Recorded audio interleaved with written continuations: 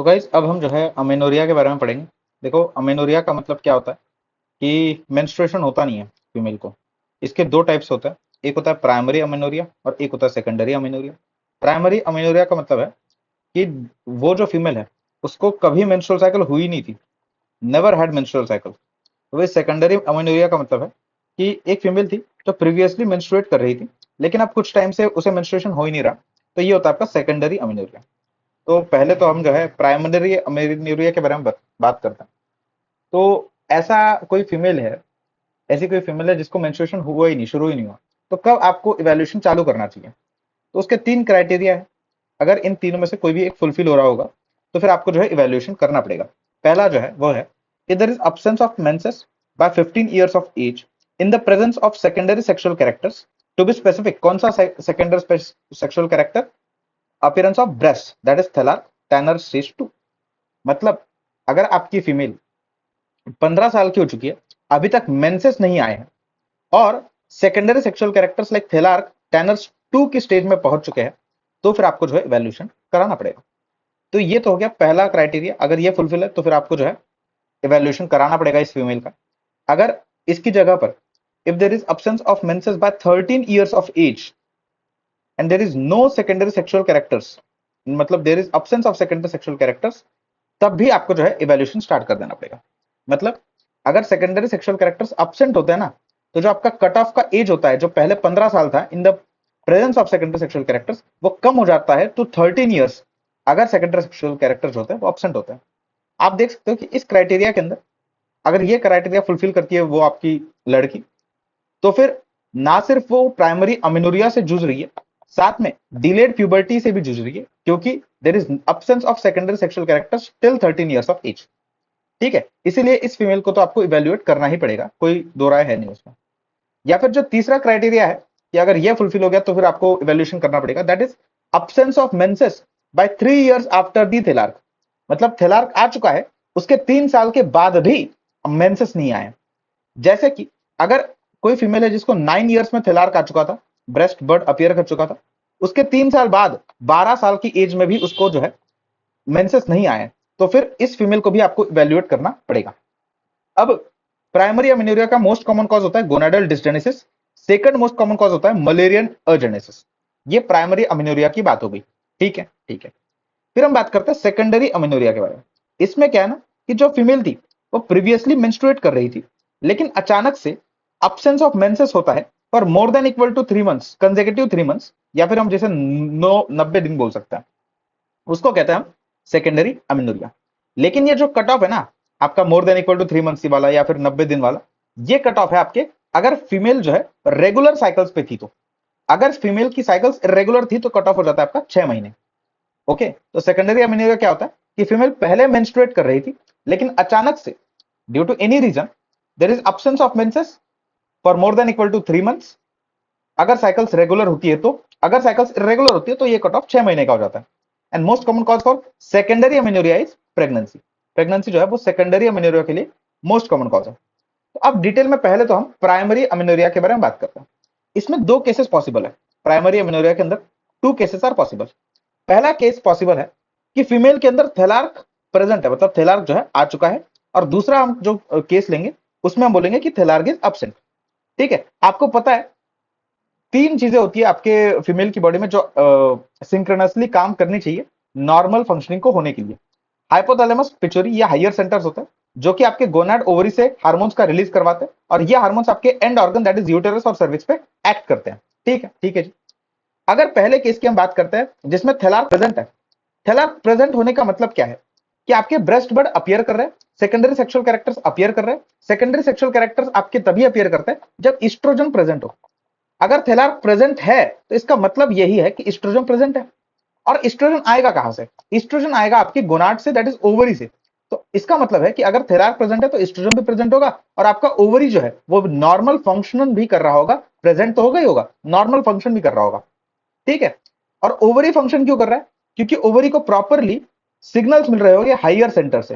Higher centre से proper signal मिल रहे होंगे, मतलब हाइयर सेंटर्स भी फंक्शन कर रहे हैं, ओवरीज भी फंक्शन कर रहे हैं, और आपका एस्ट्रोजन भी प्रेजेंट है, जिसके कारण थैलार्क आ रहा है। क्लैरिटी? हाँ जी। तो फिर अब प्रॉब्लम किस में होगा जिसके कारण अमेनोरिया होगा? तो प्रॉब्लम होगा आपके एंड ऑर्गन में, दैट इज यूटेरस। मतलब there is something there is a problem in the end organ that is uterus and cervix, जिसके कारण अमेनोरिया हो रहा है। अब ये यूटेरस के अंदर प्रॉब्लम क्या हो सकता है? एक तो यूटेरस अब्सेंट भी हो सकता है, या फिर यूटेरस के अंदर ऑब्स्ट्रक्शन भी हो सकता है। इसको हम पहचानते कैसे है? बाय लोकल एग्जामिनेशन, जो हम पर वजाइना के थ्रू कर सकते हैं, पर रेक्टल एग्जामिनेशन के थ्रू कर सकते हैं, या फिर अगर फीमेल को ये क्लिनिकल एग्जामिनेशन नहीं चाहिए तो आप यूएसजी के थ्रू जो है देख सकते हो कि यूटेरस अब्सेंट है या फिर ऑब्स्ट्रक्टेड है। ठीक है, ठीक है जी। दूसरा केस जो मैंने बताया कि दूसरे केस में female with primary amenorrhoea, thelarche is absent. Okay, female with primary amenorrhoea and thelarche is absent.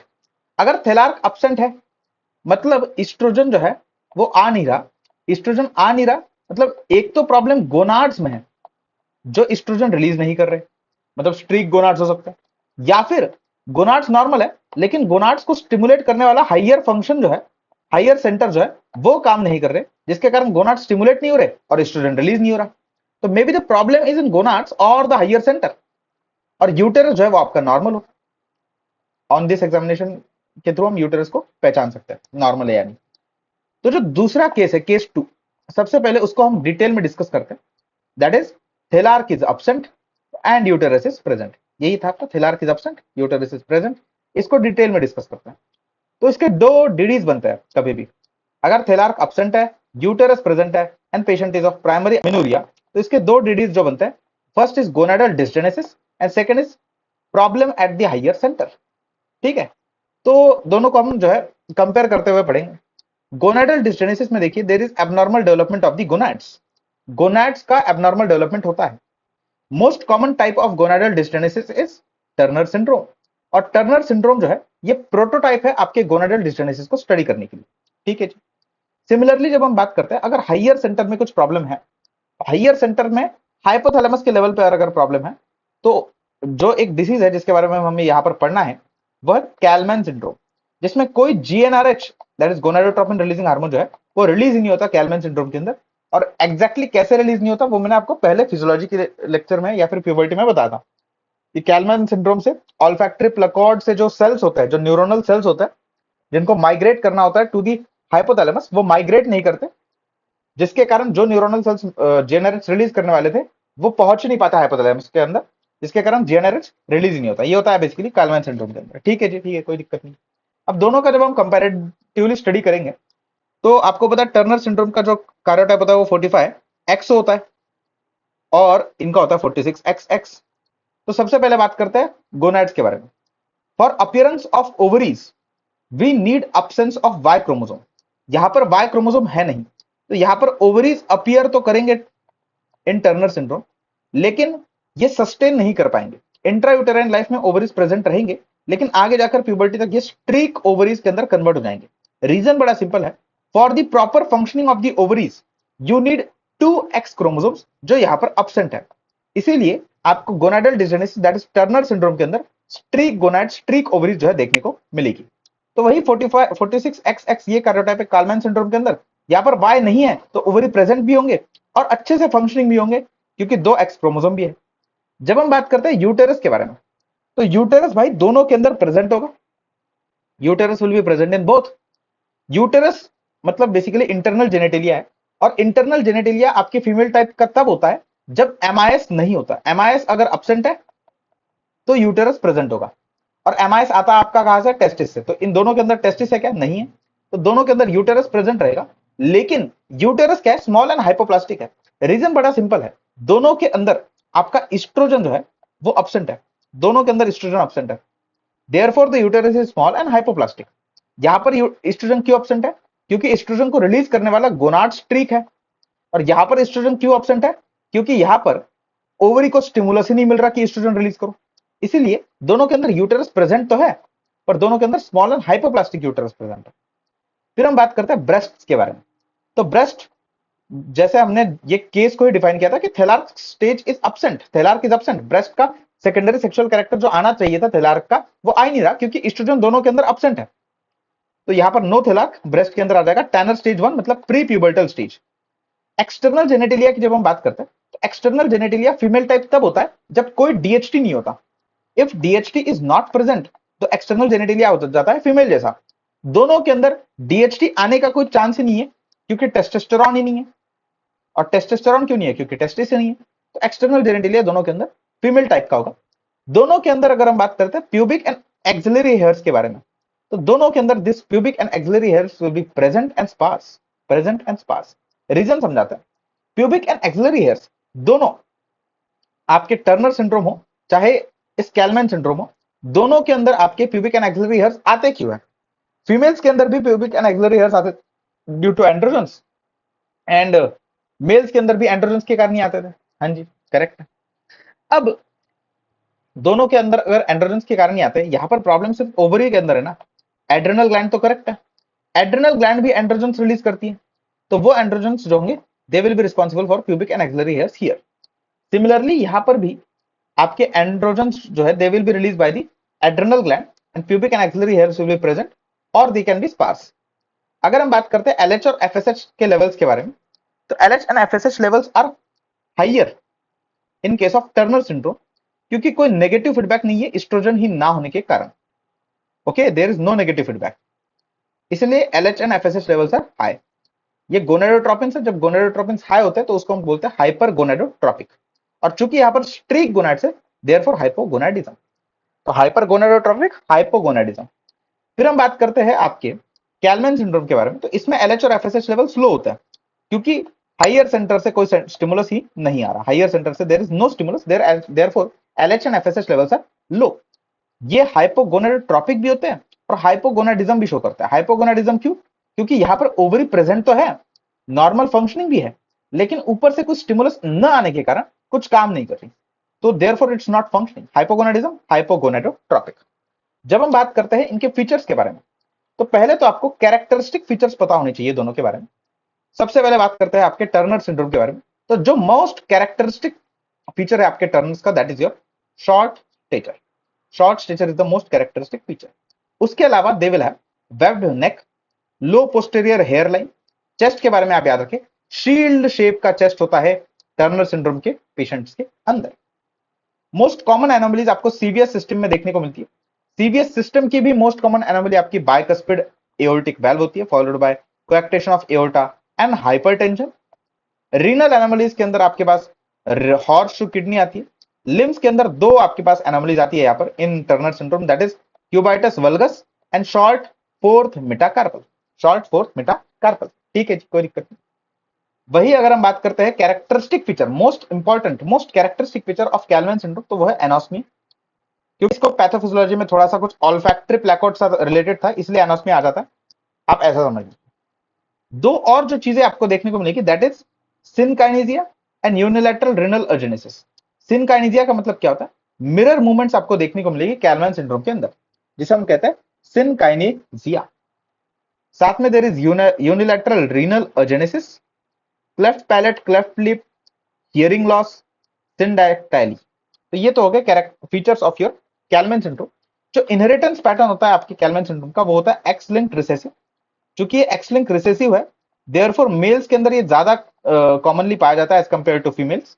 और जो म्यूटेशन इसमें देखा जाता है वो होता है एनॉस1 म्यूटेशन, जिसे हम कैल1 म्यूटेशन के नाम से भी जानते थे पहले। ANOS one mutation, KAL one mutation responsible for Kallmann syndrome, और ये पॉइंट म्यूटेशन होता है या फिर डिलीशन होता है। दो सिंड्रोम्स जिसके अंदर आपके ये लिम्स, अपर लिम के बेसिकली फाइलिंग्स वगैरह इन्वॉल्व होते हैं। अगर शॉर्ट फोर्थ मेटाकार्पल है तो वो टर्नर सिंड्रोम के अंदर होता है, शॉर्ट फिफ्थ डिस्टल फाइलिंग्स है तो वो डाउन सिंड्रोम के अंदर होता है, ठीक है। टर्नर सिंड्रोम के जो पीपल्स होते हैं, मतलब people suffering from Turner syndrome are more likely to have autoimmune diseases. कौन से ऑटोइम्यून डिसीजेस? 4 ऑटोइम्यून डिसीजेस है, Hashimoto thyroiditis, diabetes mellitus, IBD and coeliac disease. ये 4 टर्नर सिंड्रोम के साथ एसोसिएटेड ऑटोइम्यून डिसीजेस है। टर्नर सिंड्रोम के patients का जो आईक्यू होता है वो नॉर्मल होता है, लाइफ स्पैन इनका जरूर घटा हुआ होता है ड्यू टू सीवियस एनोमलीज, और बार बॉडी कोई नहीं होती। बार बॉडी का फॉर्मूला बड़ा सिंपल है, नंबर ऑफ एक्स क्रोमोसोम -1। इनके पास एक ही एक्स क्रोमोसोम था, उसको भी सब्ट्रैक्ट कर देंगे तो नो बार बॉडी आएगा। क्लैरिटी? क्लैरिटी। अगर हम ट्रीटमेंट की बात करते हैं, तो ट्रीटमेंट आपके टर्नर का कैसे होगा? टर्नर में आपके पास हार्मोन्स नहीं है, ओवरी से निकलने वाले हार्मोन्स नहीं है, क्योंकि ओवरी ही नहीं है, इसलिए आप हार्मोन रिप्लेसमेंट थेरेपी दे दो। क्योंकि टर्नर के अंदर आप ऐसा तो नहीं कर सकते ना कि स्ट्रीक ओवरी को रिप्लेस कर दो नॉर्मल ओवरी से। ओवरी रिप्लेसमेंट होता नहीं, ओवरी ट्रांसप्लांट होता नहीं, इसलिए आपको हार्मोन रिप्लेसमेंट थेरेपी देनी पड़ेगी, बाहर से हार्मोन्स देने पड़ेंगे अप टू मेनोपॉज।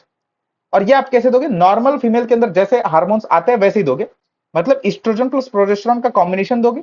लेकिन जैसे इनिशियल साइकिल्स एनोवुलेटरी होते हैं आपके अडोलसेंट गर्ल के, वैसे इसमें भी आपको इनिशियल साइकिल्स एनोवुलेटरी कराने हैं।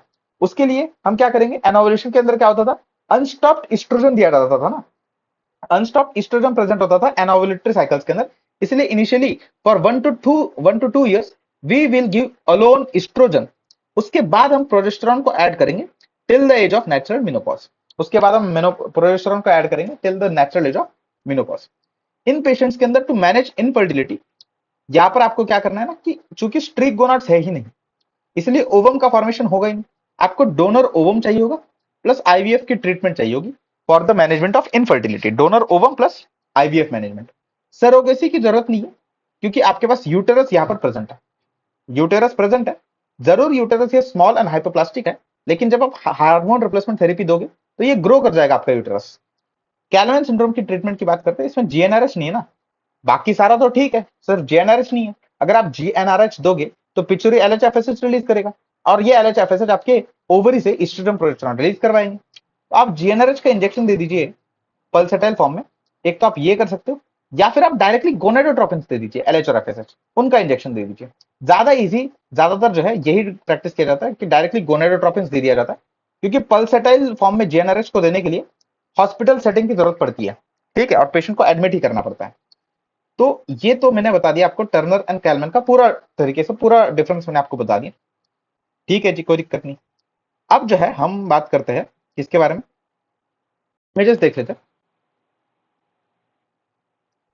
हाँ, ये टर्नर सिंड्रोम वाली इमेज है।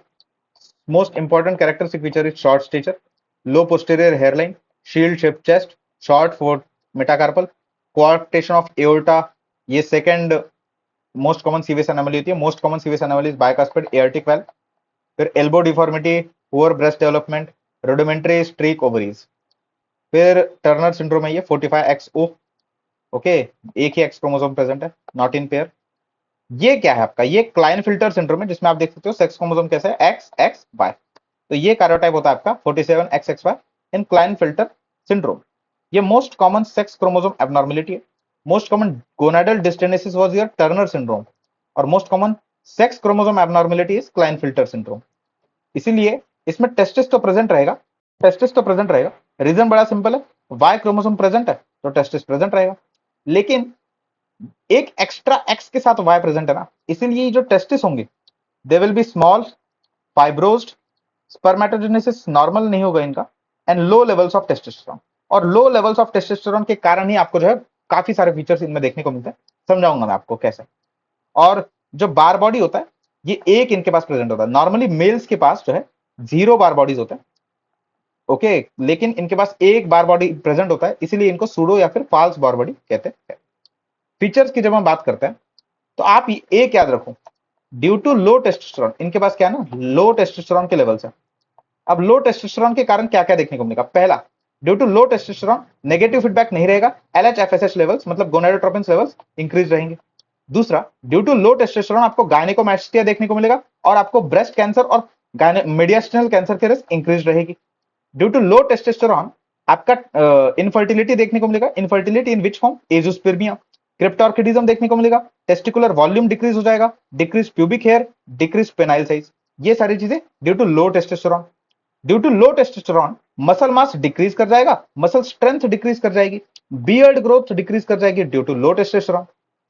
और ड्यू टू लो टेस्टोस्टेरोन ही आपको ऑस्टियोपोनिया एंड ऑस्टियोपोरोसिस देखने को मिलेगा, ऑस्टियोपिनिया एंड ऑस्टियोपोरोसिस आपको देखने को मिलेगा। तो ये सारी चीजें जितने मैंने बताई ये ड्यू टू लो टेस्टोस्टेरोन होगी भाई, ठीक है। इसके अलावा एडिशनल चीजें क्या देखने को मिलेगी?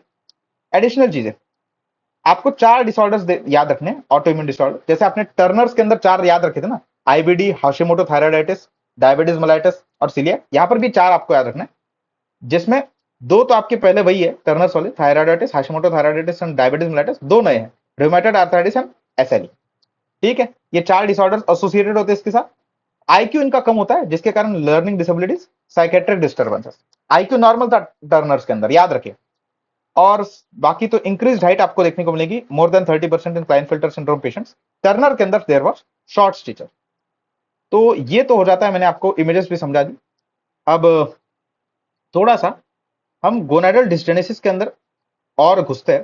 देखो गोनाडल डिस्जेनेसिस के अंदर हमने टर्नर्स की बात की क्योंकि most common gonadal डिस्जेनेसिस was Turner syndrome.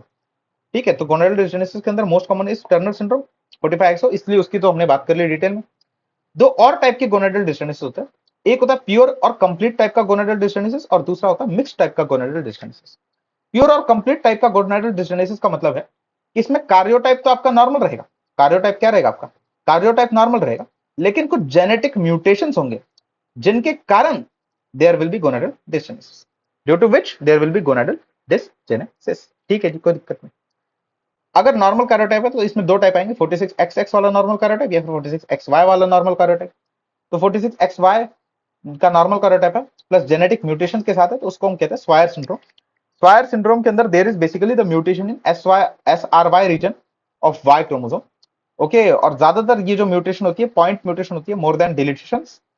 Other genes जो कि इन्वॉल्व हो सकते हैं in this Swyer syndrome, pure gonadal dysgenesis, that are MAP3K1 mutation जो कि क्रोमोसोम नंबर 5 पे प्रेजेंट होता है, DHH जीन म्यूटेशन जो कि क्रोमोसोम नंबर 12 पे प्रेजेंट होता है। और ये चूंकि आपको पता है स्वायर सिंड्रोम का जो पेशेंट होता है, ये हमने पहले भी बात किया था कि they are male pseudo hermaphrodite, क्योंकि इनके अंदर जो जीनोटाइप है वो मेल्स वाला है लेकिन एक्सटर्नल जेनेटिलिया फीमेल्स वाला है। तो ऐसे फीमेल्स के अंदर आपको ऐसे मेल सूडो हर्माफ्रोडाइट के अंदर आपको जो है गोनाडोक्टोमी करनी ही पड़ती है as soon as possible. Swyer syndrome के अंदर gonadectomy is done as soon as diagnosis is made. तो भाई अगर 46XX वाला नॉर्मल कार्योटाइप है गोनाडल डिस्जेनेसिस के साथ, तो ये दो म्यूटेशन पॉसिबल है, WNT4 एंड DDAX1। इसमें आपको गोनाडोक्टोमी जो है नहीं करनी पड़ती। ठीक है, ठीक है। ये डिफरेंसेस है आपके टर्नर्स एंड स्वेयर्स के अंदर। तो सारी चीजें इनके अंदर एग्जैक्टली सेम ही होती है, बस ये तीन चीजें डिफरेंसेस है टर्नर्स एंड स्वायर्स के अंदर। क्या?